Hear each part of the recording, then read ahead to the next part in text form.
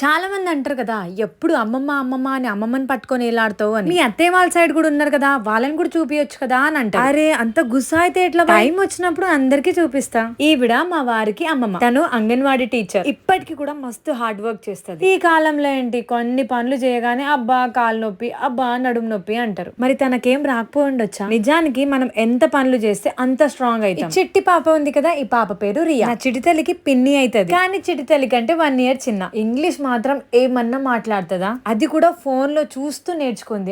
నిజంగా పిల్లలు బ్రెయిన్, ఏదైనా ఇట్టే పట్టేసుకుంటారు. అండ్ వీళ్ళిద్దరు మా అన్నయ్యలు. అయ్యో సడన్ గా అన్నయ్యలు ఎక్కడి నుంచి వచ్చారు అనుకుంటున్నారా? నాకేమో 2 ఆడపడుచులు, వాళ్ళ హస్బెండ్ వీళ్ళు. ఈయన గారు నా హస్బెండ్. మీ అందరికి తెలుసు. నా చిటితల్లి పెద్ద ఆఫీసర్ లాగా కనిపిస్తుంది కదా, ఈ డ్రెస్ వేసుకోనని చాలా ఏడ్చింది. మీరు చెప్పండి, బాగుందా బాలేదా? అరే ఇంతకీ ఎక్కడికి వచ్చినామో చెప్పలేదు కదా, మస్కటీకి వచ్చినాం. ఇది ఎంజాల్ లో ఉంది. ఇక్కడ ఐస్ క్రీమ్స్ చాలా బాగుంటాయి, ఒకసారి మీరు వచ్చినప్పుడు టేస్ట్ చేయండి.